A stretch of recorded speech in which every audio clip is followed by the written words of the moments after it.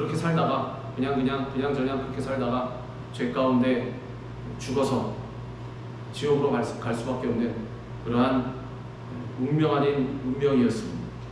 가만 놔두면 우리가 아무리 착하게 살고 법 없이 산다고 그렇게 좋은 마음을 갖고 산다고 할지라도 결국에 가야 될 곳이 어디입니까? 지옥이라는 것입니다. 착하게 살았는데 왜 지옥입니까? 어쩔 수 없습니다. 예수님 안 믿으면 지옥입니다. 그래서 우리의 원래 가야 될 길은 지옥이었다라는 것입니다. 그러나 우리가 예수님을 만나고 예수님을 믿는 순간 우리는 이 마귀의 노예에서, 죄의 노예에서 벗어나서 하나님의 자녀라는 완전히 달라진 신분으로 살아가게 되었습니다. 여기 계신 분들은 제가 잘은 모르지만 아마 세례를 다 받으셨을 것입니다. 저도 어렸을 때 교회를 다니면서 세례를 받았습니다. 저희 교회는 침례를 했습니다. 그래서 물에 이렇게 머리를 잡고 쑥 눌러서 물속으로 완전히 집어넣습니다. 그 물도 몇 모금 먹고 그러고 나와서 콜록콜록 해도 또 물속에 쑥 들어갔다 나옴으로 말미암아 그렇게 세례를 받았는데, 이 세례를 받는 뜻이 무엇입니까? 나는 이제 이 교회 공동체의 일원이 되었다. 자, 나를 무시하지 마라. 이 뜻이 아닙니다. 물론 교회 공동체의 일원이 되었다라는 그런 뜻도 있겠지만 상징적으로 가장 중요한 뜻은 이 세례를 받는 이유가 물에 들어가지 않습니까? 그럼 그 사람 죽었다라는 것입니다. 예수 그리스도와 함께 십자가에 못 박혀서 그 옛날에 자기가 갖고 있던 습성, 또 나의 욕심, 그 나의 성격, 이런 것, 스타일, 이런 것은 다 죽었다라는 거죠. 옛날에 살았던 나는 없습니다. 물속에 싹 완전히 머리끝까지 들어간 거 말미암아 죽은 것입니다. 그리고 나오지 않습니까? 또 다시 새로 태어난 거죠. 그게 거듭나는 거죠. 새로 태어났는데 새로 태어나면 어떻게 됩니까? 옛날의 사람과 달라져야 합니다. 옛날 사람 죽고 새로 태어났는데 똑같다? 이게 무슨 뜻입니까? 그리스도인이 아니라는 것입니다. 그리스도인은 무슨 뜻입니까? 예수 그리스도의 제자들, 예수 그리스도의 사람들이라는 뜻입니다. 세례를 받고 거듭났다고 하면서 예수님과 상관없는 삶, 옛날에 나와 똑같은 삶을, 죄악된 습성을 가진 옛날의 사람 그대로 갖고 산다면, 옛날의 성격도 그대로 있습니다. 옛날의 스타일도 그대로 있습니다. 옛날의 관념도 그대로 있습니다. 살아가는 방식도 그대로 있습니다. 가치관도 똑같습니다. 그 사람 뭡니까? 안 죽었습니다. 그 사람 여전히 살아있는 것입니다. 세례를 받은 의미가 없습니다. 거듭났다고 할 수가 없습니다. 나는 마음 가운데 난 예수님 만났습니다, 난 새로 태어났습니다 말할지 모르지만 삶이 변화가 안 되었다면, 즉 달라진 신분으로 살아가지 않는다라면, 그렇지 않습니까? 그러면 그 사람은 거기 속했다라고 할 수가 없는 것입니다. 신분이 달라지지 않았습니다. 그러나 우리가 달라진 신분으로 살아가게 된 것은 예수 그리스도를 닮아가는 사람들로 살아간다는 뜻입니다. 그래서 우리가 세례를 받고 거듭나고 새로 태어났다라면 예수님처럼 살아가야 한다는 것입니다. 그리스도인으로서 잘 살아가다가 누가 옆에서 푹 찌르면은 뭐야? 이러면은 이게 안 된다는 거죠. 또 옛날에 살아가던 그 습성 그대로 사람들도 좀 속이고 거짓말도 하고 나의 유익도 막 챙기고 남의 것도 좀 빼앗고 또 내가 올라가서 짓밟고 막 이러면은 안 된다는 거예요. 그리스도인이라고 말할 수가 없을 것입니다. 저는 모르겠습니다. 그런데 하나님께서는 어떻게 보실지 저는 궁금합니다. 그러나 주님께서 이전 것은 지나갔으니 보라 새 것이 되었도다 말씀하셨기 때문에 우리는 달라진 신분으로 살아가야 한다는 것입니다. 하나님께서는 예수 그리스도의 값진 희생으로 구원받은 당신의 자녀들의 인생을 절대적인 주권으로 만드시고, 그리고 어떻게 감사하게도 우리 하나님의 자녀들이라면, 그리스도인, 진정한 그리스도인들이라면 삶을 어떻게 인도하시냐? 형통하게 인도하신다는 거예요. 오늘 주제가 그겁니다. 하나님께서 우리에게 형통의 은혜를 주셨습니다. 그런데 많은 사람들이 과거의 상처와 실패의 기억이나 아니면 지금 다가오는 절망과 고통으로 인해서, 문제와 어려움들로 인해서 어떻게 살아갑니까? 낙심하고 좌절합니다. 하나님의 자녀다운 인생 중에 낙심하고 좌절하는 것은 속해 있지 않습니다. 원망과 불평도 없습니다. 하나님의 자녀라면, 우리의 신분이 달라졌다면 이러한 인생과 세상 사람들과 똑같은 인생과 결별해야 한다는 거예요. 이별, 빠이빠이 해야 됩니다. 다른 방향으로 가야 한다는 것입니다. 기록된 말씀인 성경은 과거의 모습, 이전의 삶은 지나갔으니 예수 그리스도 안에서 변화된 새 사람으로 살아가라고 말씀하고 있습니다. 그리스도 안에 있으면 누구든지 새로운 피조물이 되었다는 거죠. 이전 것은 싹 지나갔습니다. 옛날의 성격, 옛날의 관념, 옛날에 내가 갖고 있던 죄악된 습성, 그 다음에 상처와 아픈 기억, 이런 거 다 지나갔다는 거죠. 지나가고 어떻게 해야 된다는 것입니다. 내가 버리라는 것입니다. 사도 바울이 그러지 않았어. 고린도후서에서 버려라. 이전 것은 다 지나갔다. 자꾸 그거 끌어다 붙잡지 마라. 보라, 새 것이 되었도다. 나는 이제 새 것이 되었다라는 것입니다. 형통한 은혜가 있는 형통한 인생이 되었다라는 것입니다. 그런데 우리는 어떻습니까? 조금만 어려운 일이 다가오면 어떻게 됩니까? 옛날에 있었던 거 다 다시 끄집어냅니다. 장롱문 열고 그 안에 꽁꽁 감춰뒀던 거 다 버리라고 했는데 안 버리고 다 감춰놨던 거 다 끌어내가지고 내가 이랬지, 내가 저랬지, 내가 이랬지, 옛날에 한숨 쉬면서 이랬는데 내가 지금 뭔가 내 꼴이 이게 뭔가 패배자의 인생을 내 스스로 자처하고 있다는 거죠. 안 됩니다. 그러면 앞으로 나아갈 수가 없어요. 계속 거기에 발목이 붙잡혀서 지금 우리가 어느 시대를 살아갑니까? 2023년을 살아가고 있습니다.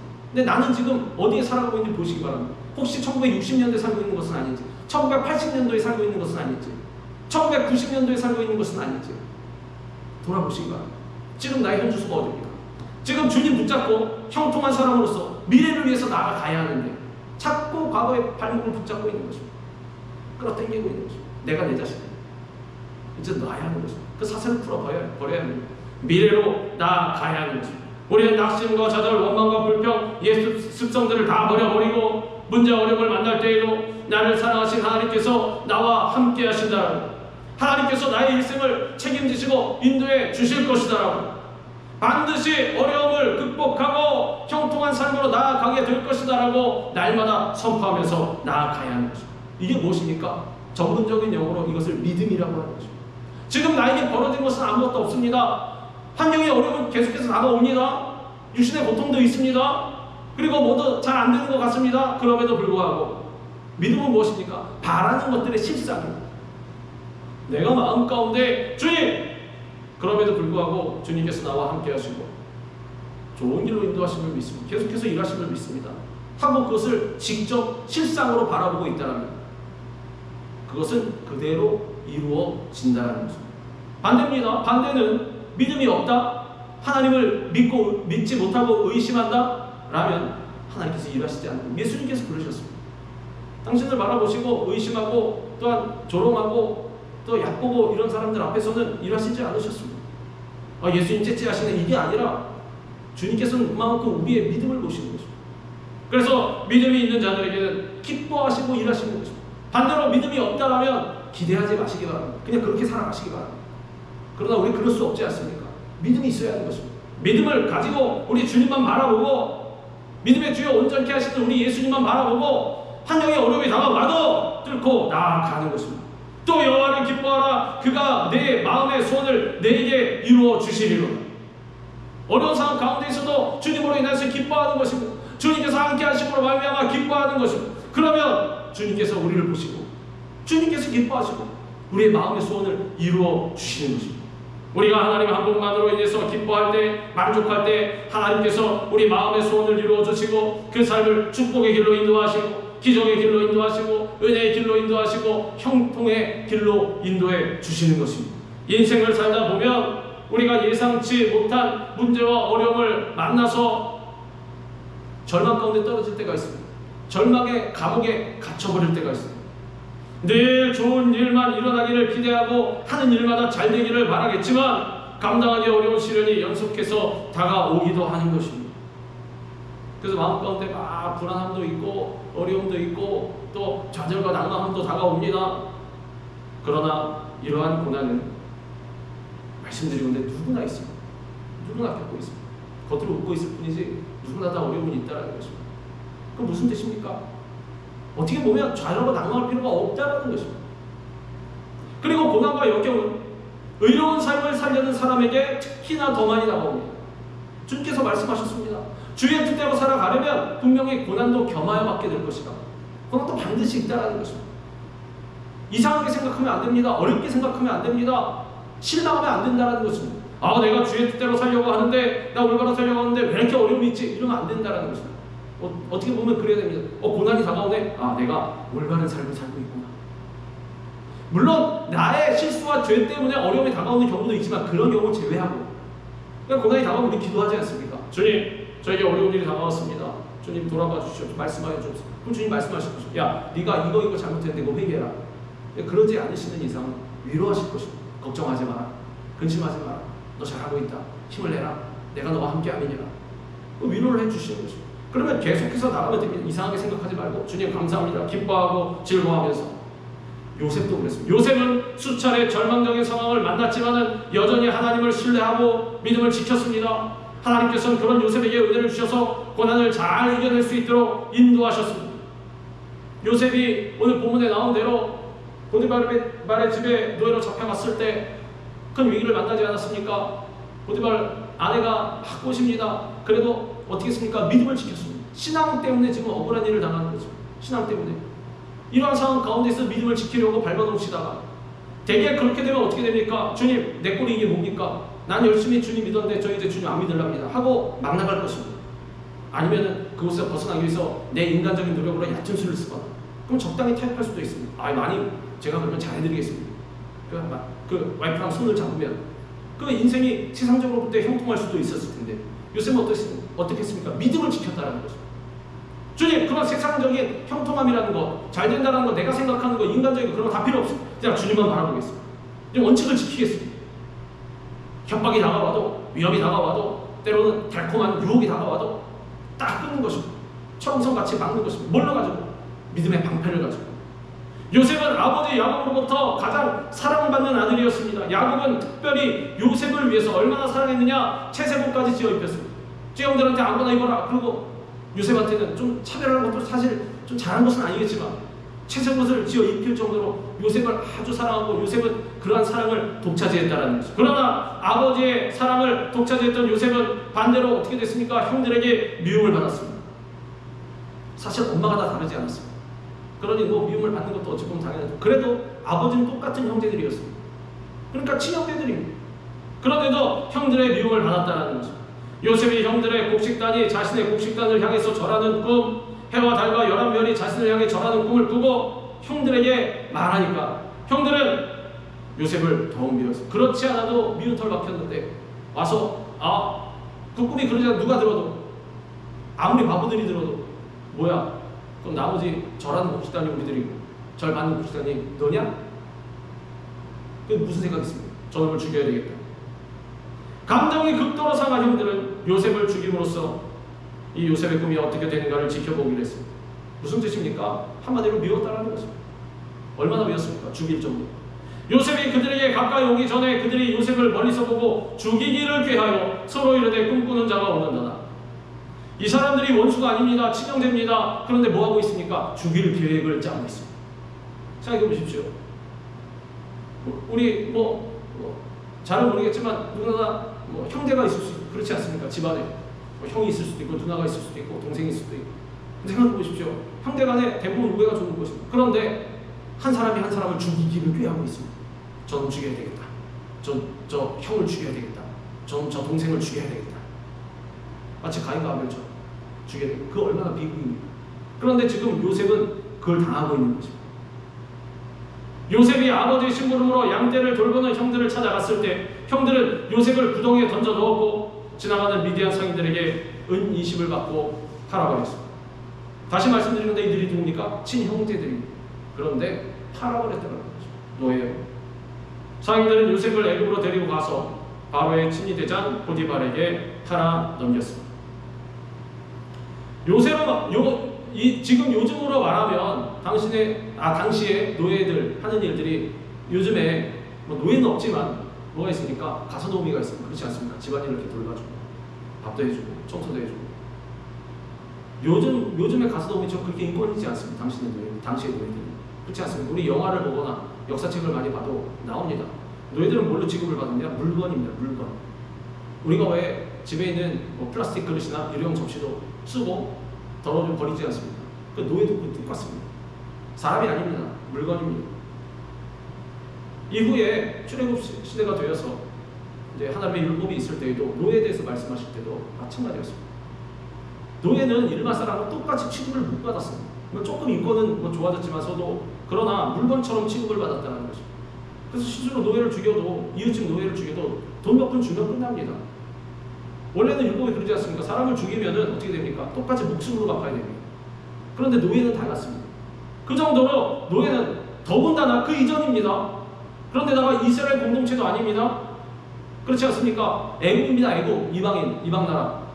당신 법과 제도도 제대로 정비되어 있지 않았을 것입니다. 인권이 어디 있습니까? 노예인데. 노예는 물건이었다는 것입니다.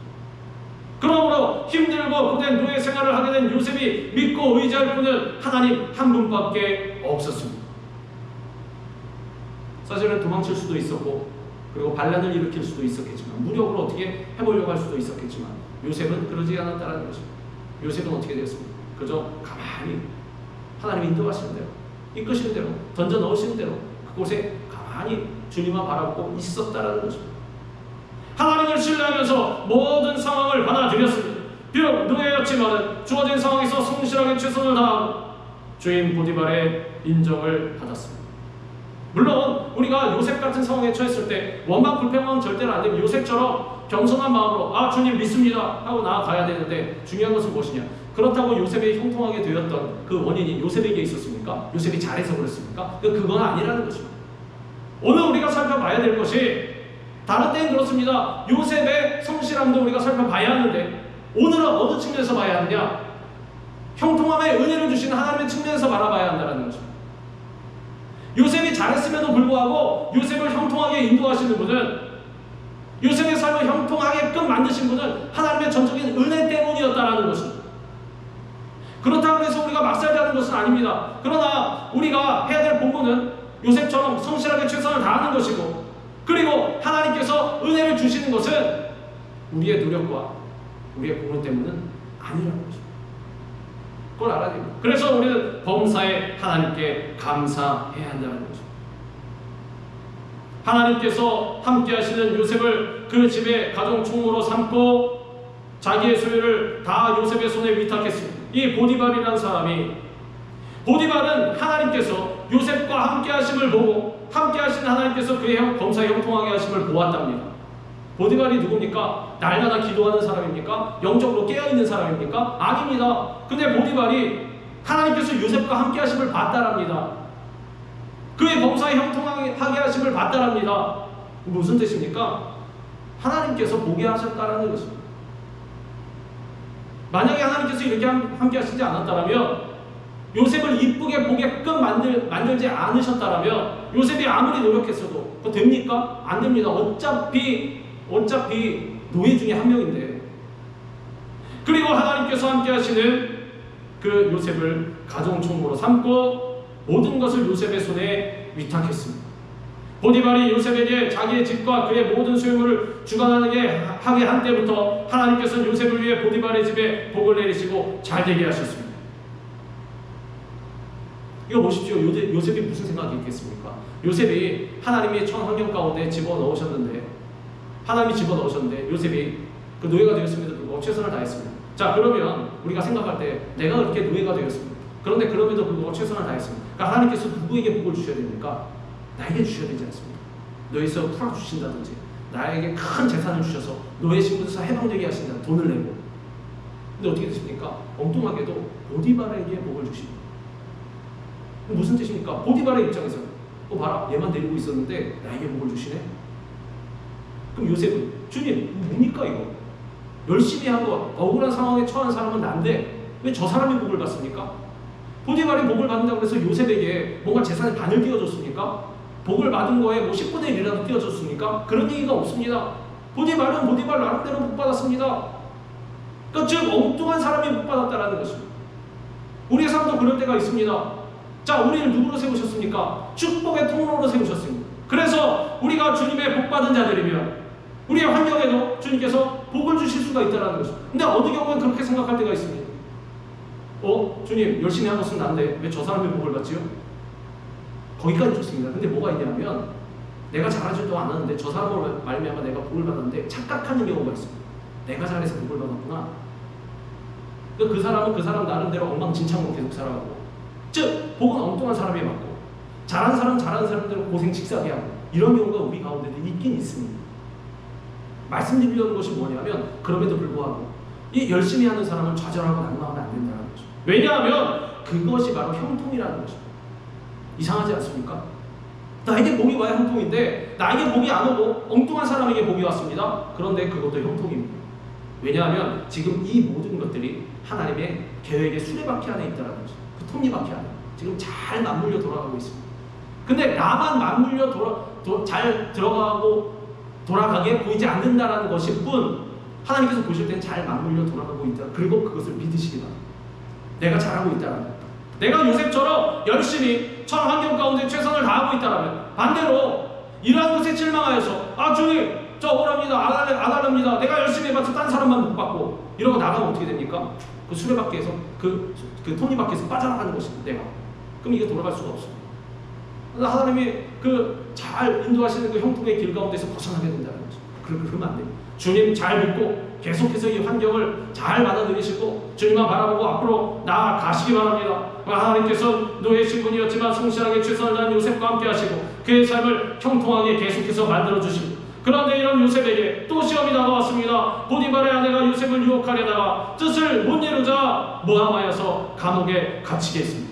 그의 주인이 자기 아내가 자기에게 이르기를 당신의 종이 내게 이같이 행하였다 하는 말을 듣고 심히 노한지라. 이에 요셉의 주인이 그를 잡아 옥에 가두니 그 옥은 왕의 죄수를 가두는 곳이었더라. 보십시오. 복이 보디발에게 간 것뿐만이 아니라 어떻게 되었습니까? 요셉은 죽어라 더 먹는 것입니다. 열심히 하고 있는데 복까지도 안 바랍니다. 그냥 그 삶 가운데 계속해서 그냥 가면 괜찮은데 어떻게 됩니까? 억울한 일을 또 누명까지 쓰고 이제 어떻게 됩니까? 감옥으로 처박힙니다.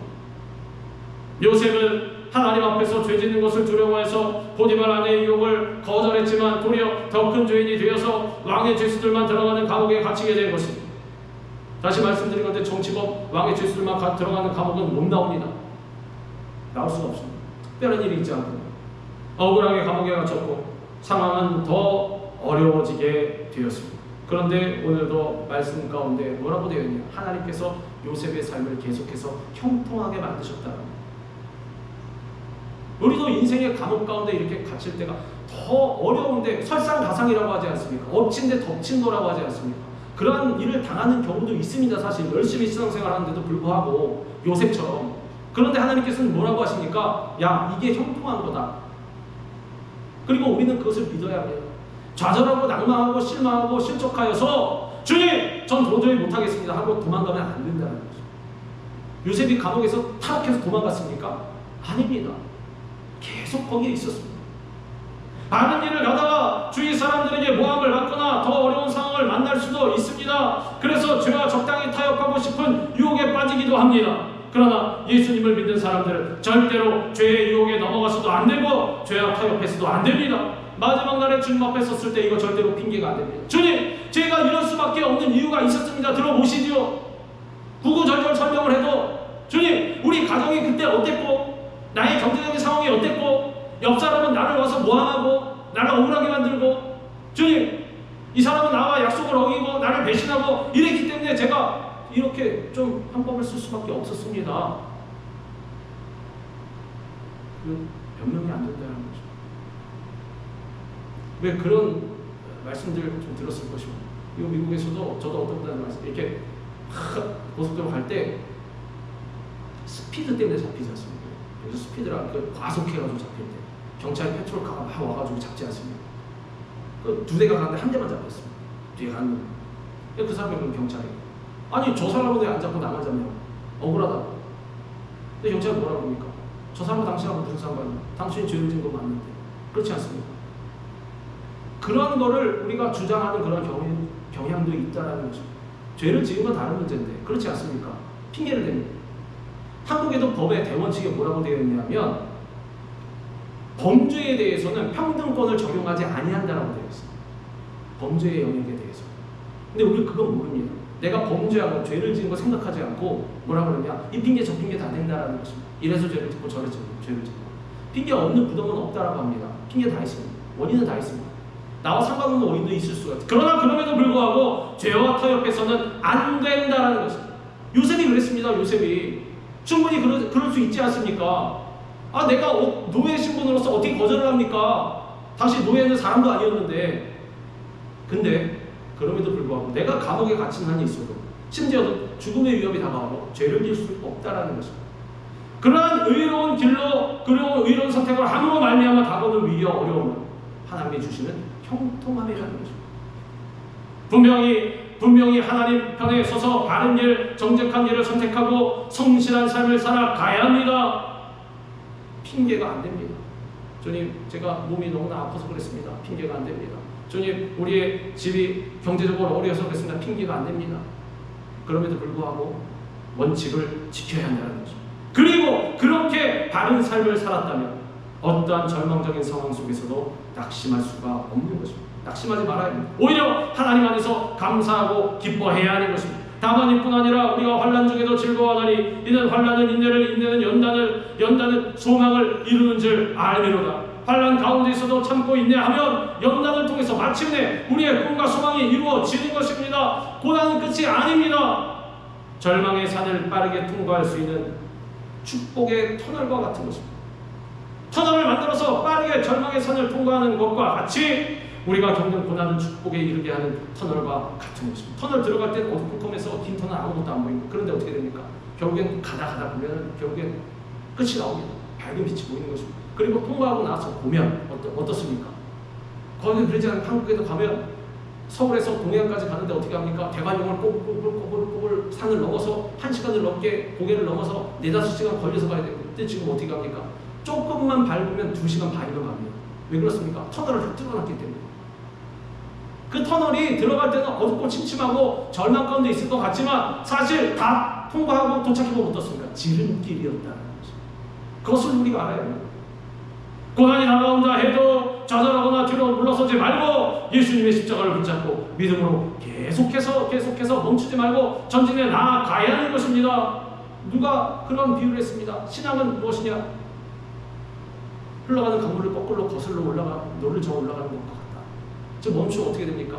가만히 있는 것이 아니라 뒤로 쭉 밀려갑니다. 그리고 자전거 페달을 밟고 자전거를 타는 것과 같다.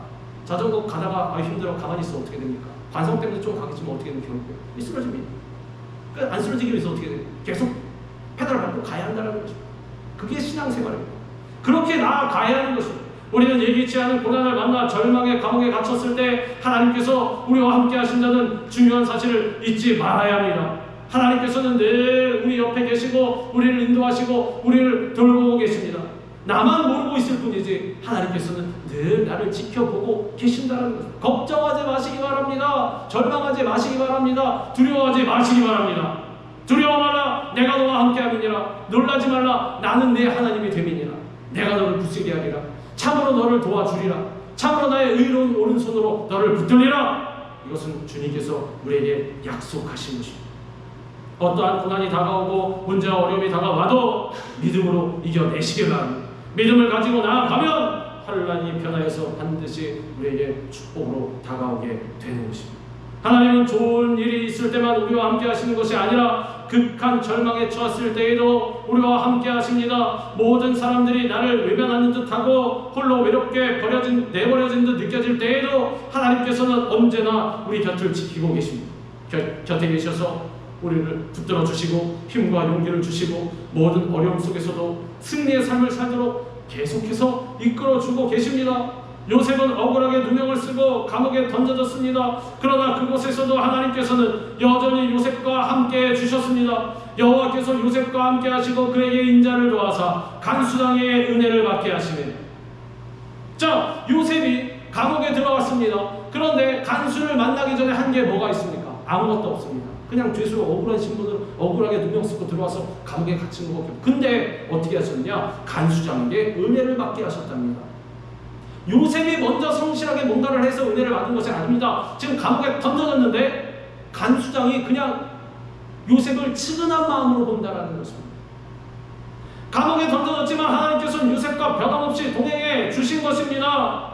인생을 포기하고 싶을 정도로 깊은 절망 가운데 있었겠지만 함께 하셔서 위로해 주신 하나님으로 인해서 요셉은 다시 절망 가운데서 일어설 수가 있었다는 것입니다. 상처받지 않았습니다. 요셉이 감옥에 들어갔습니다. 간수장이 물어봤을 것입니다. 이건 제 뇌피셜입니다. 야, 너 어떻게 들어갔냐? 예, 제가 좀 억울한 일을 당했으면 사실 정말로 저 죄진 일이 없습니다. 보디발의 집에 있었는데 그 마님이 와이프가 저를 이렇게 싫다 그랬는데 전 신앙을 지키려고 그랬는데 저는 정말 나쁜 짓 하지 않았습니다. 그래, 내가 봐도 너는 그럴 것 같다. 야, 그리고 저 여자에 대해서는 안 좋은 소문도 사실 많았다. 보디발도 어느 정도 알고 있었을 것인데 그거 밝혀봐라. 그러면은 자기도 체면이 뭐가 되겠냐. 그래서 너 집어넣은 것일 것이다. 네 억울함 나도 공감이 간다. 그래서 그런데 나 지금 혼자 일하기 너무 힘든데 나 좀 도와줄래? 뭐 이랬을 수도 있지 않습니까? 그 마음 가운데 은혜를 받게 하셨다는 것입니다. 하나님께서 주시는 희망을 붙들게 되고 요셉은 계속해서 죄수의 신분에도 불구하고 자신을 주스르고 감옥에서 또한 주님 허락하시는 새로운 길로 새로운 삶을 시작했습니다. 죄수답지 않게 그의 모습과 태도가 성실했습니다. 정직했습니다. 무엇 하나 흠이 되는 것이 없었을 것입니다. 왜 그랬습니까? 일일이 적혀있지 않아도 어땠습니까? 그 신앙 때문에 벌써 억울한 일 당한 거 보십시오. 정직하게 행한 거 보십시오. 감옥에서도 뻔하게 그랬을 것입니다. 이런 요셉의 모습을 지켜보고 간수장은 이 요셉을 하나님께서 함께 하시는 하나님의 사람으로 인정했을 것입니다.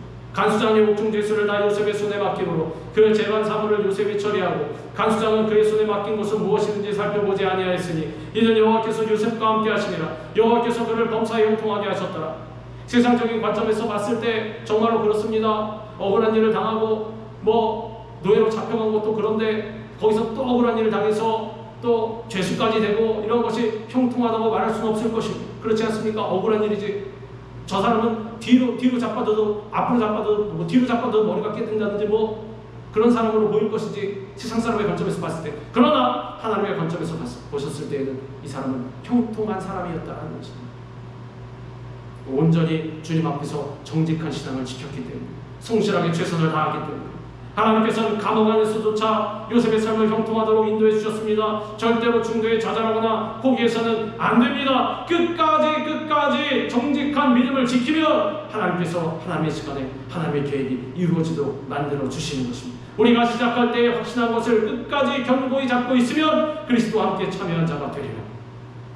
소도에 말씀드린 대로 우리가 세례를 받고 새 사람이 되었습니다.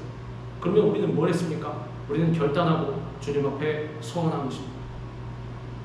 처음 마음 먹은 것을 우리는 끝까지 지켜내야 합니다. 만약에 신앙이 변질되었다. 주님, 옛된 저의 욕심과 또한 그런 그릇된 생각들, 나의 고집, 나의 욕심, 이러한 것들 다 내려놨습니다. 하나님, 원망 불평하던 것도 다 없앴습니다. 이제 저는 새 사람이 되어서 예수님처럼 살겠습니다. 이렇게 소원한 사람들이 지금 어떻게 삽니까? 다른 삶을 살면 안 된다는 것입니다. 주님의 말씀의 거울에 비춰서 내 자신을 바라보시기 바랍니다. 내가 그때 결단한 그 모습대로 살고 있는 것인지, 안 살고 있다는 건 소원 어긴 것입니다. 소원 어기면 어떻게 됩니까? 안 된다는 것입니다.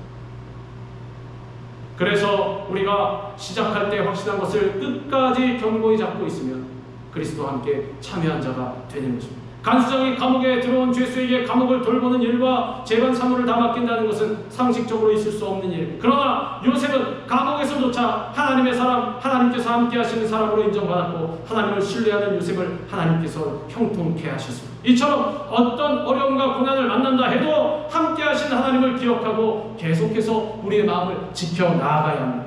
믿음을 지켜야 합니다. 그리고 우리가 있는 자리가 어디든 간에 자리를 지켜야 하는 것입니다. 주님만 바라보고 전진해 나아갈 때 하나님께서 기억하시고 결국은 승리하도록 이끌어 주십니다.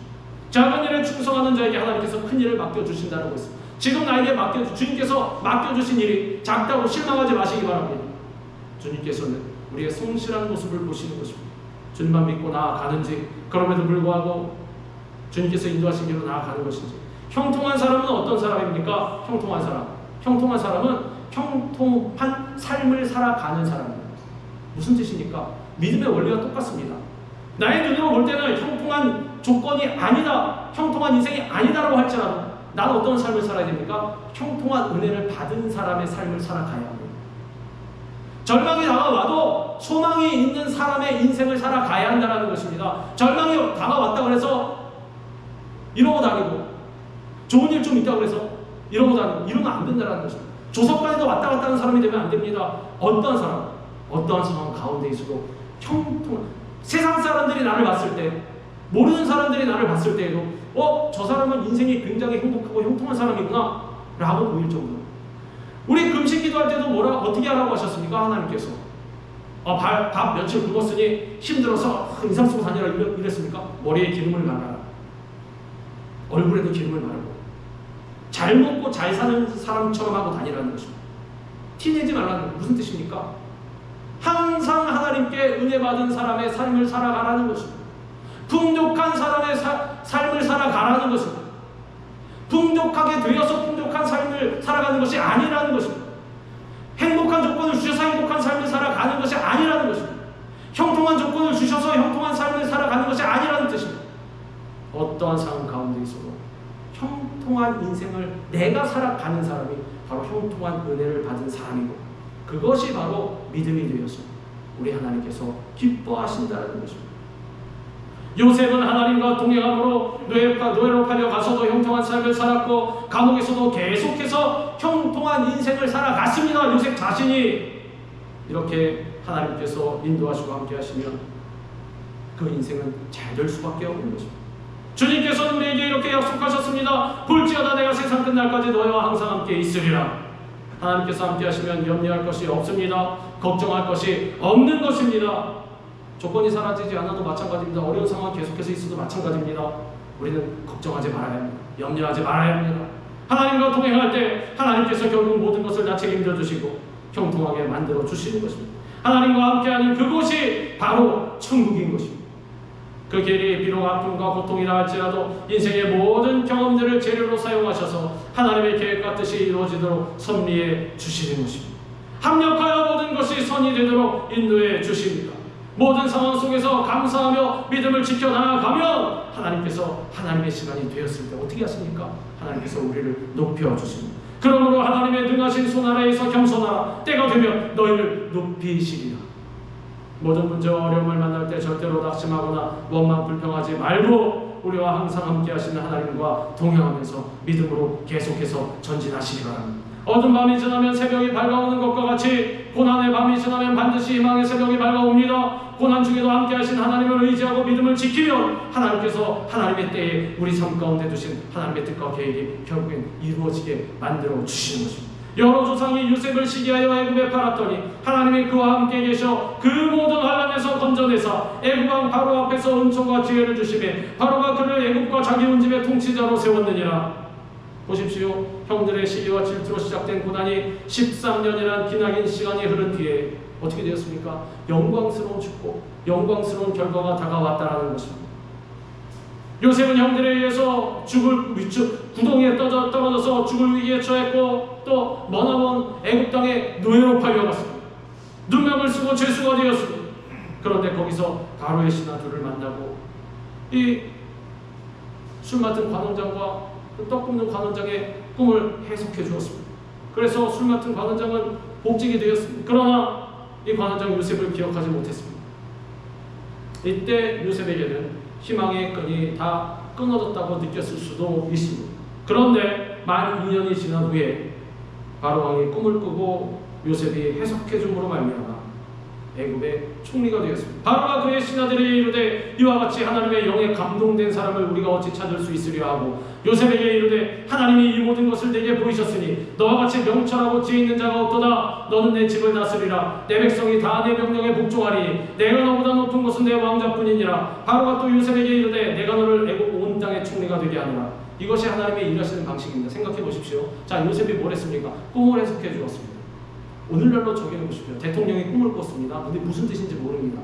그래서 꿈을 해석해 줄 만한 그러한 교수나 누구를 불렀습니다. 근데 해석을 못합니다. 나중에 어떻게 되었습니까? 점쟁이까지 불렀습니다. 무당까지 불렀습니다. 근데 해석을 못합니다. 그래서 누굴 불렀습니까? 요셉을 불렀습니다. 요셉이 해석해 주었습니다. 그런데 그렇다고 해서 이 사람을 대통령으로 삼을 수가 있습니까? 못 삼습니다. 개인적으로 교류하는 사람이라든가 너 하나님 잘 믿는 사람이냐? 그러면 내가 정치를 잘할 수 있도록 내가 나를 잘 다스릴 수 있도록 기도 좀 해줘라 할 것이죠. 정치와 그리고 꿈을 해석하는 것과는 다른 문제입니다. 당시도 마찬가지였습니다. 꿈 잘 해석해주는 사람이 황제가 되었습니까? 그렇지 않습니다. 그건 다른 문제입니다. 그런데 지금 뭐라고 합니까? 바로 이 사람 이방인입니다. 그런데 뭐라고 합니까? 하나님의 영에 감동된 사람을 우리가 어찌 그냥 놔둘 수가 있느냐? 우리의 왕으로 삼아야지. 정신이 이상하게 되는 것입니다. 왜 그렇습니까?